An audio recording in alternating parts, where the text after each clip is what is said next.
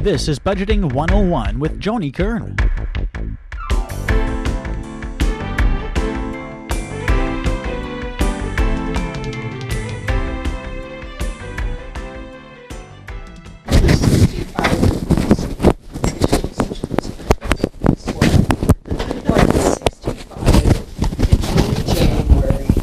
Why do I need a sweater? I blew it, Josh. I don't have a belt on today. Oh, I'm telling you. And I thought this morning I gotta wear a belt. It hooks that it attaches, the microphone attaches to it. Oh, so now you're worried about a belt. Yep. That's why. And if I wear a dress, because we're taping the show today, if I wear a dress and I stick it to the back and run it under and yeah. Well. It is what it is. Look at those homemade goodies. Oh my gosh. Breakfast. Oh, that's terrible. Looks like the breakfast of champions to me.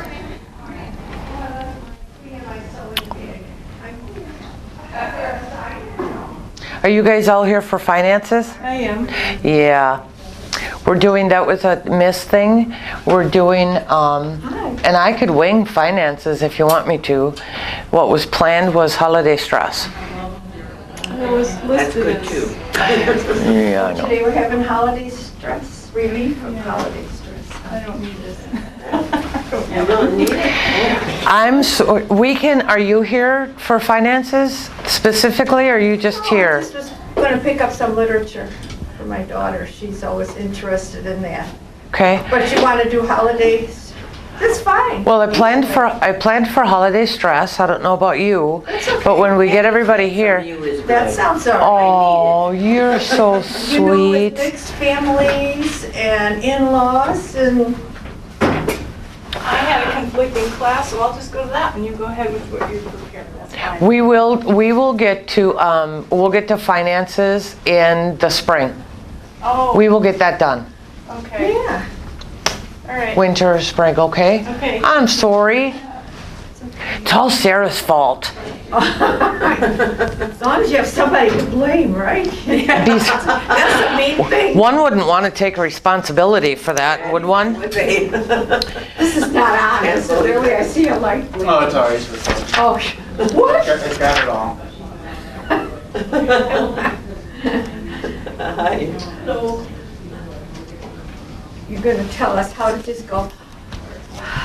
This one open? Yeah, oh, sorry. Well, I don't know if things go as fast as they're going. It'll be here and gone before you get too stressed. Before we can get a big breath out. That would be nice. As you all know, I'm not a huge holiday person. I'm still working out in my garden, so that's okay. That helps a lot. Right? Yeah, I'm still getting. Isn't it kind of nice? You can. Yeah, I'm doing things that it was too hot to do before. and Yep. Things I'm thinking, well, I might be busier in spring, so I'm cleaning up the garden beds and putting out manure. And, I did it. Yeah, we got rid of all of our manure did you? this fall. Spread it out. Yeah, on the neighbor's hay field. That's where I get my hay from. So we're hoping that the manure helps give us. You're supposed to feed Have my. it in winter. You know, like the rain and the snow help it go down and it feeds your garden. Mr. Zimmerman, that one that always writes the articles in so many books in the Appleton paper. Forgot his first name, but it's Zimmerman. The one that stood us up. He always, Rob. He always says, feed in winter, feed up good. To keep your garden going. I believe it. I believe it. Joni, do you have a trade deal poop for hay, or is that how? Wouldn't that be nice? They give me because we exchange favors, they give me a really good deal on the hay. I get my hay for $2 a bale. So that's, normal is, this year it's going for about $2.50. And I mean, it depends, it's a commodity like gasoline. So the worse the summer for growing, the more expensive the hay gets in the winter. So a couple of years ago when it was $4.50 a bale, I was still getting it for $2 a bale. So and then I had too much, so I sold some of it for $2.50, and then I gave them the money that I made on it to just kind of repay, because getting it for $2 a bale is a good deal. Of course, I store his tractors, and you know, so Neighbors we're back and friends. forth. Our Yep. son does that too Yep. with all his neighbors. They have such a good thing going. Mm-hmm. You never know when you need a favor, and if someone wants to use this little spot that you don't use, he doesn't care.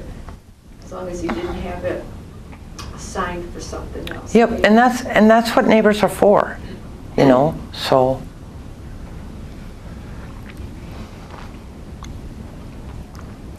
we should probably get going. I half expected Gene here this morning because I have his printouts. Did you do the straw, like they showed us down at the park, you know, the plant? I did some of that, and then there was that to get rid of. I only got rid of about half of it. And what I did is I put it around even some trees that I don't really fuss about. Because I thought, oh, that's easier to mow the lawn then. You don't have to really work about getting close. And I just put that moldy hay there. I don't know if it's going to be good or bad, but the trees are 40 years old at work. Did you do that this fall? Yeah. I We'll took it just out of pass the those garden. down. It was very heavy. I had to break up the sheets, you know, and do like 3 to 4 because it's soaked by now. Yeah. And I laid it around the bottoms of the trees so we don't have to worry about going so close, and then there's, you know, always that stuff around your trees you gotta get out and clean up. So I'm gonna try that. Lots of people mulch around trees, and I thought about doing that because Yeah. I'm trying to make the house as low maintenance as possible. Yeah, that's it, all this round and then trimming and cleaning Yep. up those. And what I read was that it retains so much water that you actually rot the stump. Oh, good, maybe the tree will die. It's right in front of my window at the house, and I'm a little worried it's getting too big now. Okay, I'm gonna kill it slowly. Keep that straw on there. I won't mention this it'll latest probably- thing to my husband. It'll probably take 10 years, but that's what I read was you really want to watch for the trees that you want to keep healthy. You really want to watch how much mulch you put down because it retains water so heavily that it rots the. And I went, shoot, now I got to come up with a new idea. Yeah, me too. I didn't realize it. No, maybe you could just keep a They're certain rotting distance anyway. away from the tree. The and go around woodpeckers are it. cleaning it up, and the I would branches think. are falling. Yeah, so it could be dying anyway. Yeah. Yeah, the woodpeckers just love it. A lot of branches are falling. It's getting very old anyway, so I don't think I'm doing too much more than nature itself. Anyway. Right. And I know the woodpeckers in my woods pick on the dead trees. They're easier to get into, I'm sure. I'm sure the. We even got one of those big ones like that out back. Oh, yeah, the big, What are they? what is it? Pileated? Pileated, Pileated. yeah. Oh, I didn't bring up They're there. neat, aren't they? I just love them. I just love those big woodpeckers. I like to listen to them. Sarah, Yeah. brings a pen. Do you want a pen? I didn't bring mine.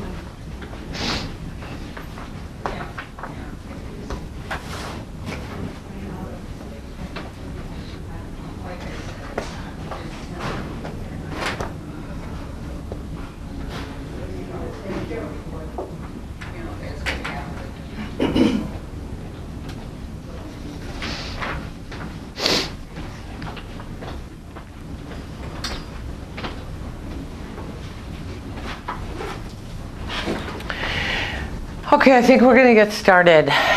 Mic is fine, I take it? Good morning, everybody. My name is Joni Kearn, and we are going to talk this morning about stress, holiday stresses. And most of us feel the stress of the holidays, at least in different, some people are very, very stressed and some people not so much. The first thing I put on your handout was that 45% of Americans would prefer to skip Christmas. I thought I was the only one. And that number actually surprised me when I read it yesterday. And this is all, the website is on the bottom. It's from allonehealth.com. But that actually makes sense to me because we get ourselves so stressed about getting the house cleaned and all of the groceries we need to buy and all of the cooking and all of the decorating and all of the Christmas gifts that it becomes less joyous than the holiday actually is meant to be. So I like talking about this topic around about this time of year because I think we need to be reminded that Christmas is all about family and friends, and it isn't about what you serve for dinner or how much house you have cleaned or how expensive the gifts are that you purchase. So I thought that was interesting. 45% of Americans would prefer to skip Christmas, and I am one of those 45%. Nearly a quarter of Americans reported feeling extreme stress with the holiday. And I think that ties in. We all hear about more heart attacks at Christmas time, more deaths at Christmas time, more suicides at Christmas in the beginning of the year. And I did a little bit of research on that, and I actually found that to say that the suicides increase at this time of year is actually a myth. They do not, according to the numbers. And the people who do commit suicide are people that would have anyway. It's not as if people who feel pretty normal in their life and fairly healthy are going to get to the holidays and do that. Heart attacks, on the other hand, do increase. And that is partly because of the additional stress of the holidays. It's partly because of the cold weather. And many of us who are not accustomed to being outside shoveling, because we don't have snow in the summertime, are out there and we're doing a little bit too much and we're working our bodies harder than we should be and we're not resting.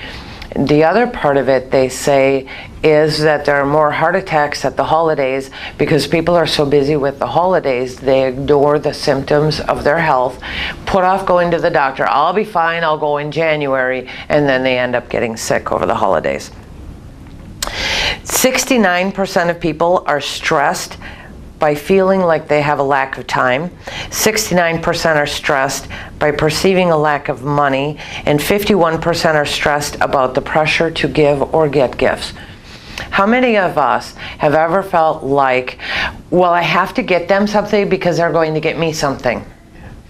That's pretty normal, right? So I solved that problem by telling people I don't gift. Please don't gift me.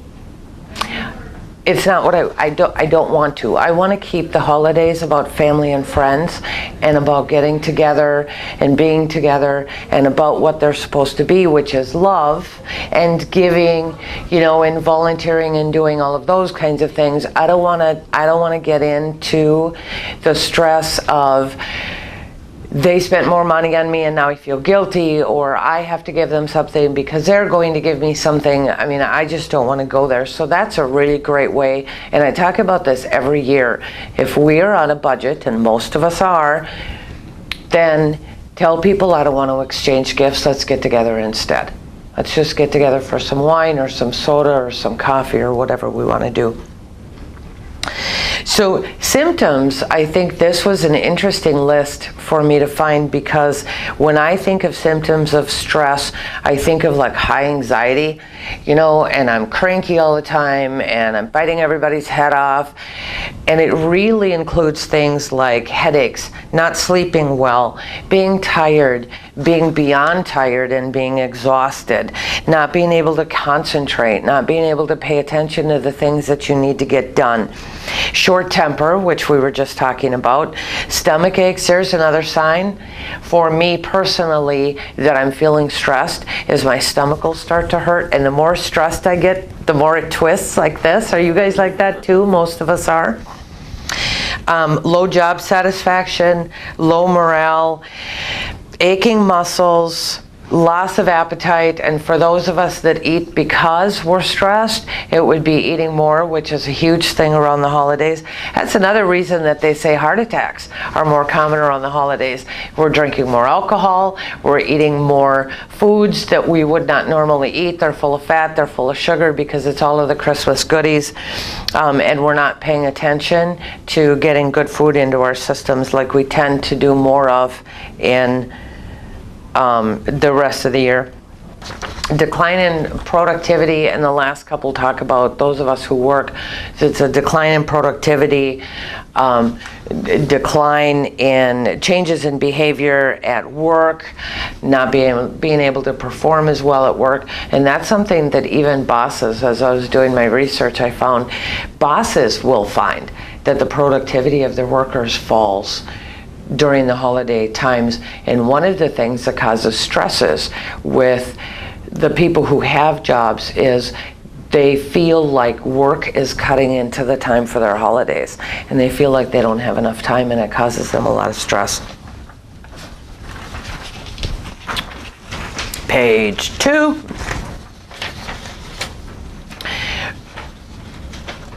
What I think, and I found a bunch of information on the Mayo Clinic website, and I have been on that website many, many times, and I like it. It's a very reputable hospital and very reputable website.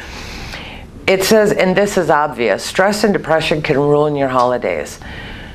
When I was a kid, my mom got so stressed around the holidays that it literally took the fun out of them. I mean, Thanksgiving wasn't so bad. Christmas, because I knew that they were on a very, very tight budget, so getting Christmas gifts for the kids was a stress. Getting all of the planning together, getting all of the food cooked, and something like 70% of women feel more stressed during the holidays because they do most of the cooking and the cleaning and the shopping and the grocery shopping and all of the preparations. And the decorating. Though, you know, my husband and I used to decorate together, and the reason that happened is because I said, I'm not decorating alone. You are helping, or we are not decorating. It's very simple. He'd grumble and groan, and we'd get the Christmas tree up, and then he would say, well, I'm done. And I would say, no, now we do the decorations and we do the lights. Because I wanted him to be part of it. I also didn't want to have to do that whole job alone. And women, and I think this is very unfortunate, and I think it's changing, but women tend to just shoulder those responsibilities because we think that that's the way it should be. And I think getting the guys involved with this and getting our family involved, I used to wait to decorate until I had like the grandkids over, and then we would all decorate and just make it, because then it became fun and it became something that we all enjoyed doing instead of me just staring at a tree and saying, where do I hang this? So if we're going to talk about, now that we know that the holidays are stressful, and we all know that the holidays can be very stressful, where would you guys think are you not very stressed at all during the holidays?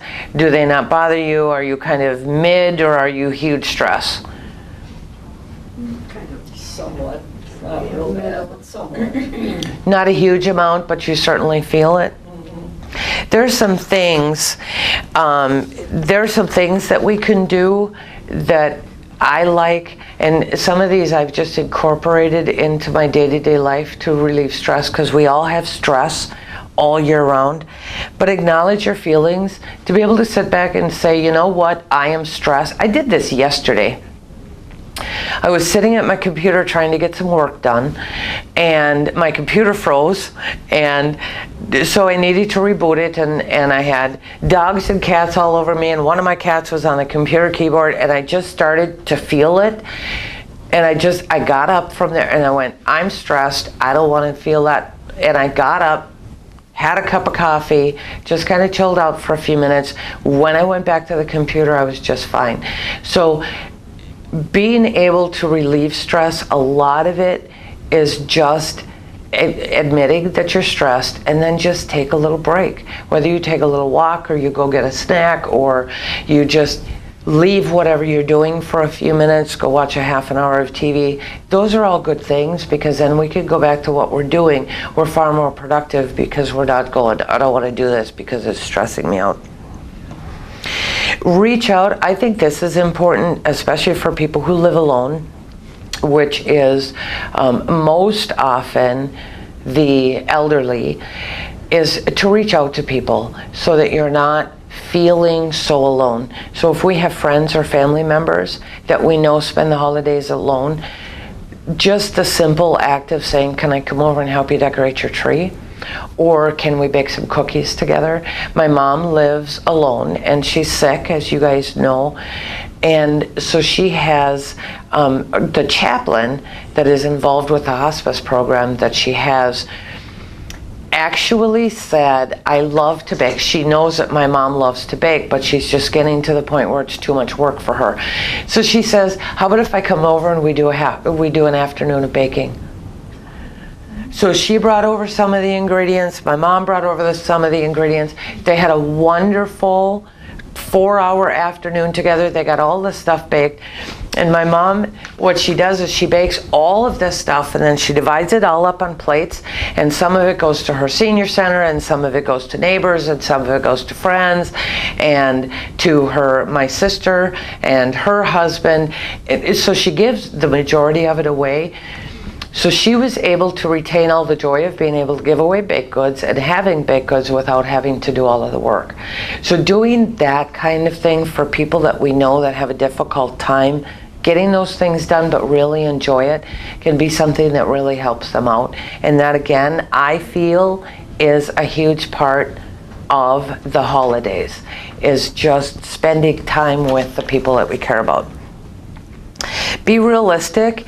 We think we're going to go into the holidays and everything is going to be perfect. The tree is going to be perfect. If it's a real tree, it's going to stand up, even if the cats crawl up on it, and everybody is going to be here, and my house is going to be perfectly clean, and I will have had time to wash all the windows inside and out, and you know, the list goes on.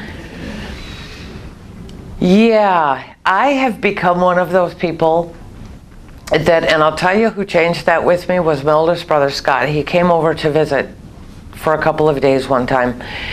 And I said, I'm really sorry, I just didn't get to cleaning the house. And he looked at me and he said, that's okay, because I didn't come to visit your house.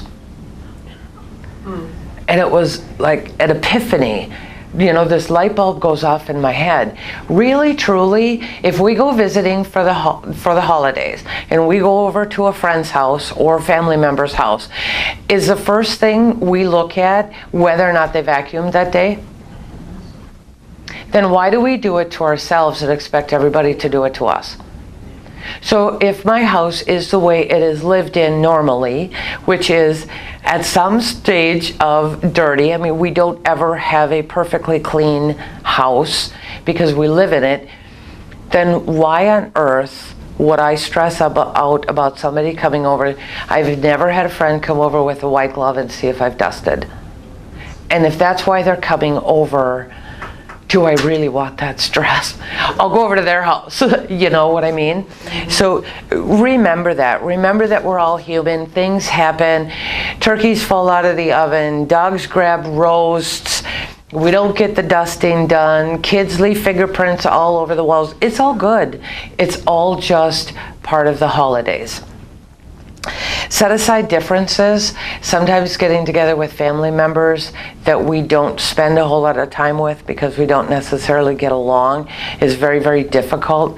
So making a rule with those people, and believe it or not, if you don't particularly like enjoying spending time with them, they feel the same way about you. So doing a quick message and saying, you know what, let's just set aside everything today. Let's just stay out of conversations that are going to get heated, and let's just enjoy ourselves. My sister and I have a lot of trouble communicating. But if we're in the same room together especially if my mom is there, we can set aside those differences and we could get along because it's for the health of the family. So if I can do it, I think anybody, anybody can do that. And you know, as an addendum to that, I have a friend whose family, I watch their Facebook posts back and forth, and they get into these heated discussions, and she said for her family, that's all fun. I mean, they sound like they could take knives at each other's throats. And she said, actually, we enjoy that, and it's the way we communicate, and all is good. They have a rule. If they get together at mom's house, no politics are discussed, no religion is discussed, because their mom doesn't want those heated arguments in her house. So that's just a rule. Leave it outside. Leave it for Facebook. We'll do it some other time. Here it's just about family. So I like that. That's something we can all do. Stick to a budget. The accepted budget by economists is that you spend 1/2 of 1% of your annual income on Christmas gifts. We do or we should? That's what you should. That is the accepted budget you should stick to for Christmas gifts. Think about this for just a moment. If you make $50,000 a year, that's $250 on Christmas. For charities and things too. $250 before you go gift and food shopping. Decide how much you can afford to spend, then stick to your budget. So if it's gift giving, I would do charities differently unless I didn't do gifts. So I would use my gift budget for charities. Or if you make a ton of money, if you make, you know, $500,000 a year, that's $2,500 for Christmas, and you'd think, wow, that's nothing. I mean, I've told people that, and they're like, yeah, I spend like 10 times that on Christmas. And I go, and you charge it or it's cash? Well, we charge it. And I said, and then you spend the entire year paying off your charge cards just to repeat it again next year. Plus all the interest. Plus all of the interest at, you know, somewhere between 10 and 29% or whatever it is.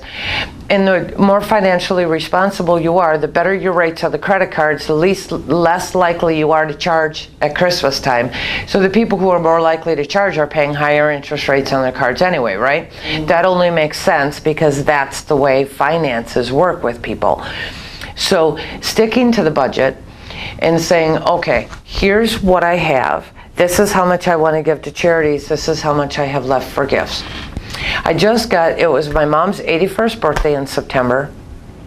She's cleaning out her apartment and getting rid of all of the things that she doesn't need.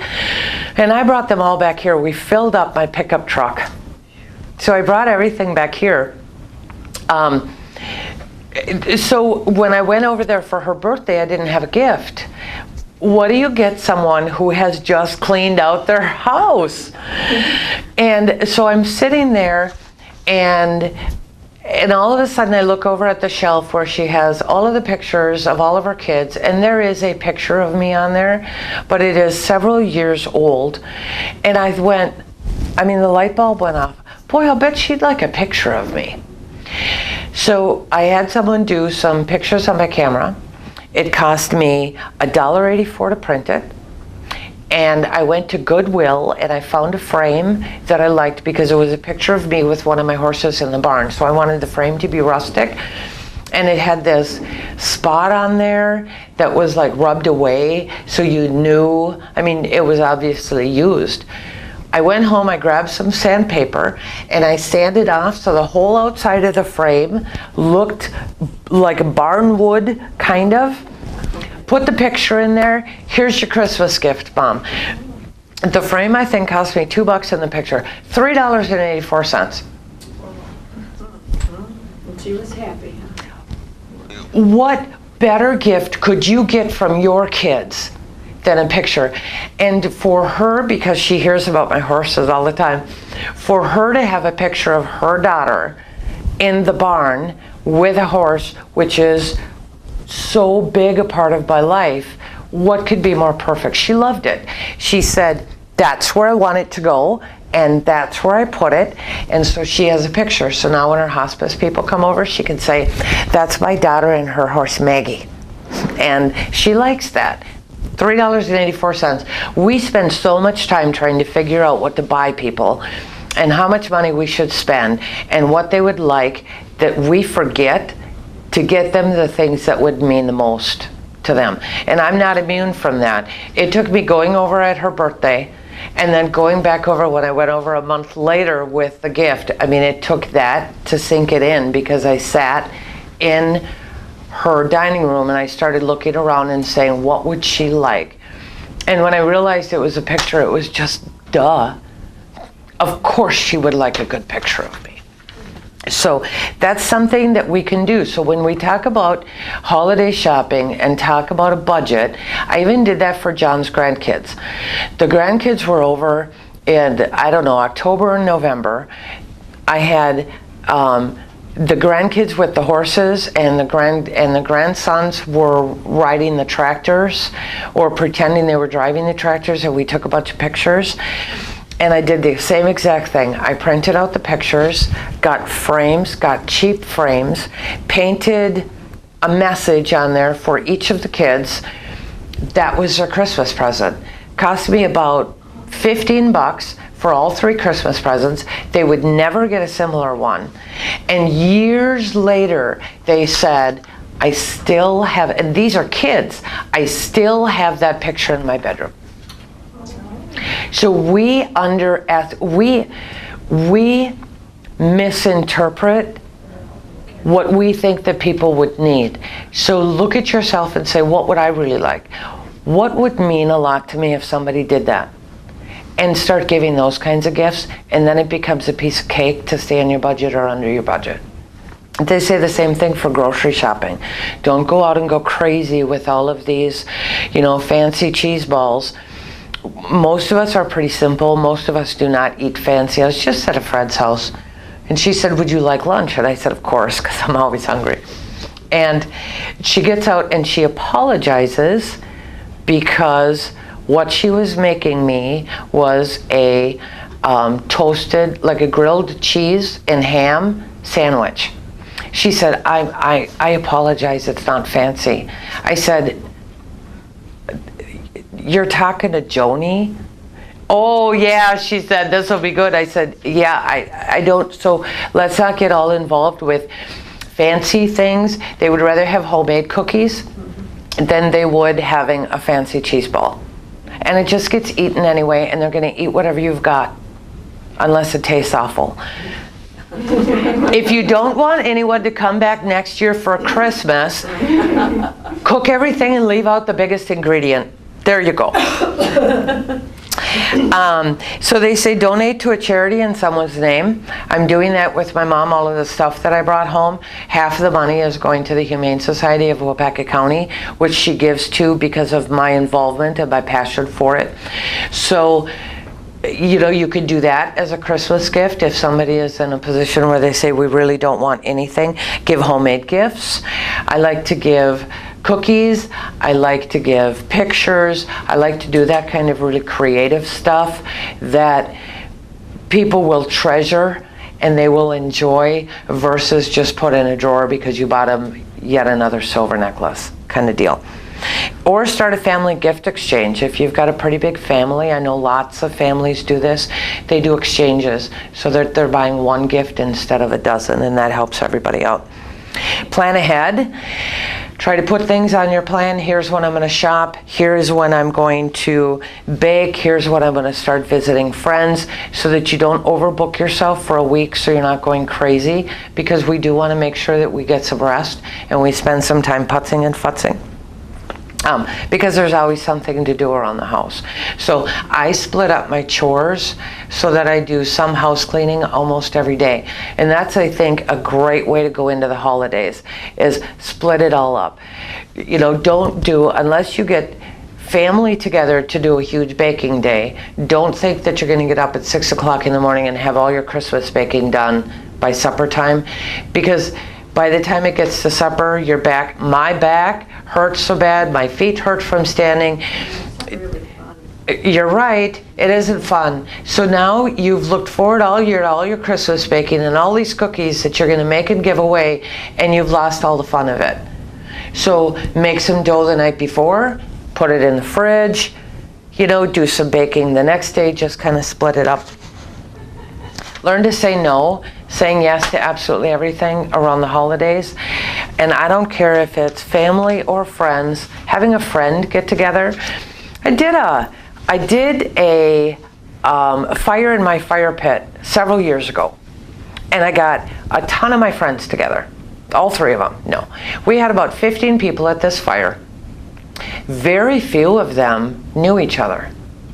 And I thought that was cool. It isn't something I think we'd think about. We would think about getting together with friends, but where everybody knows each other.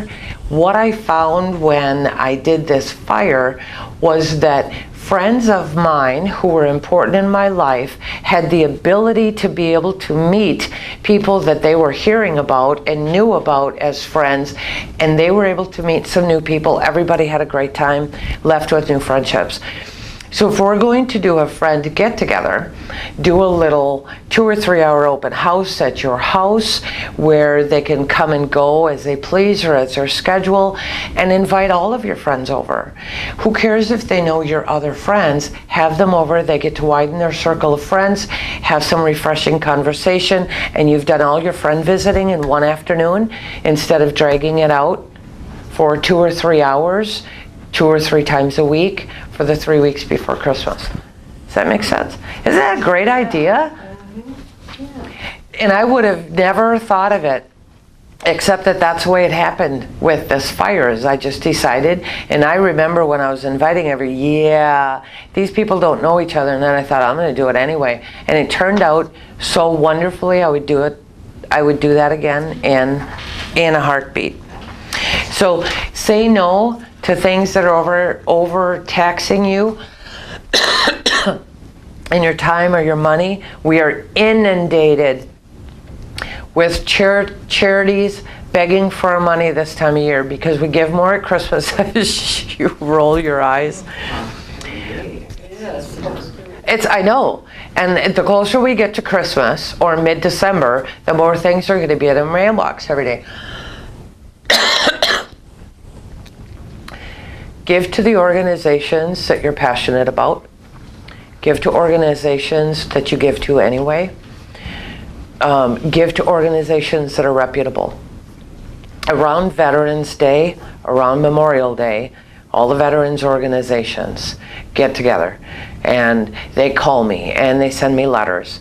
And there are many of them that are P.O. boxes. I didn't even know if they're real. And they're not. And so they get all of this money and they cash it. The minimum in order to legally be, this is going to surprise you, legally be a charitable organization used to be 10%. So they literally could keep 90%. So if you sent them $10, they would pocket $9 and give $1 away and be legal. So we really want to make sure that the organizations that we're giving to are reputable. So give to organizations that are local. You can give things here at the senior center. There's local Red Cross. There's Foundations for Living. There's the Humane Society. There's churches. There are all kinds of places where you could give locally, where you know that it's going to go directly to the people that they are saying they're helping. So keep that very much in mind. Don't abandon healthy habits. Christmas times are better times than any other time of the year to making sure that we're getting some exercise. We're going out walking. If you love to walk and won't do sidewalks in the wintertime once we have ice, they're about $15. Invest in a pair of decent wire. They're rubber. I wear them all winter.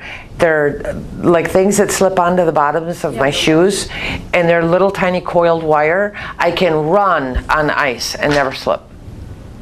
It is It is absolutely a fabulous idea. It'll keep you moving on the warmer days in the winter time. So if you like to do that, otherwise there are things here at the senior center you can get involved in with the exercise. Don't put it off and say I'll start at January 1st. You'll feel far less stressed and far healthier and have more energy if you keep up on taking care of yourself all the way through the holidays. If you go into a holiday party, if you're worried about eating all of their cookies, go in with at least partially full stomach. So eat something that's good for you. Eat an apple or a healthy snack or whatever you want to eat so that you go there so you're not as tempted to overeat. Get plenty of sleep. Don't cut yourself short on sleep. It's kind of funny, how much sleep I need kind of depends on where my life is and how busy I am. So I go somewhere between 6 and 8 hours a night. So make sure that you are getting enough sleep at night because you'll feel better, you'll have more energy, and you'll be more productive during the day. Take a breather as we schedule time for everything else we're doing during the holidays. Make sure that you schedule some time for yourself. Make sure that you write it in, and if you're a scheduler, write it in. It can be everything from a bath, if you really like baths. It can be a set walking time every day. One of the things that I do in my personal life is my animals, I have chores twice a day. But it's far more than just chores. That is my time to be in the barn. It's fresh air. I'm spending time with my animals. I refuse to rush that time. Rarely miss it. It's an odd occasion when I actually miss a chore time. So I take my time, and if I'm in a hurry that morning, I just make sure that I get up earlier so I can still have that block of time. Very important to me, and it really is all about me and the relationship I have with my animals, which are my family. So make sure that you do that. Treat yourself to a massage. If somebody wants to buy you something for Christmas and you would love a massage, ask them to get you a massage. Say, I'd love to have a massage at this place. They would be happy to do that. So that's one way you can treat yourself. Or write your gift. You know, we gift everybody else and then we forget to gift ourselves. So part of your gift giving budget for the holidays should be something for yourself. So pick it up. Whether it's just a shoulder massage, which is $5 or $10 or $15, or whether it's a full body massage or whatever you want to do. You know, a special haircut, a little bit of shopping, a new outfit. Do whatever you want to do, but make sure you've got that written into your budget, time budget, and your money budget. And then seek professional help if you need it. There are all kinds of people out there that we can sit down and talk to, from chaplains to friends to counselors. And we need to remember Larry King. We all know who Larry King is, right? We think of people like that as being so together and so successful. And I was listening to one of his shows one night, and he said every few years he will have something happen in his life that will be stressful enough or upsetting enough that he literally goes to a counselor, talks through it, gets direction, and then goes back to his life. So to hear someone like Larry King say he can do that, and he can do that without shame, I felt like, oh, so it isn't such a bad deal. And I think having, whether it's a really good friend or a counselor or someone you could just bounce stuff off of or talk to and you know it's not going to go anywhere else because it's very private, that is really important to tell yourself it's okay to do. Okay? So now we all feel a whole lot less stressed about the holidays, right? It's really, if I look at some of the things that I do, if I looked at this list and said, what do I do personally that is less stressful? And I'm not a huge holiday person anyway because it's just too stressful and it just takes all the fun out of it. So I do holiday things. So there are some things, I make sure that I'm still walking with the dogs in the woods.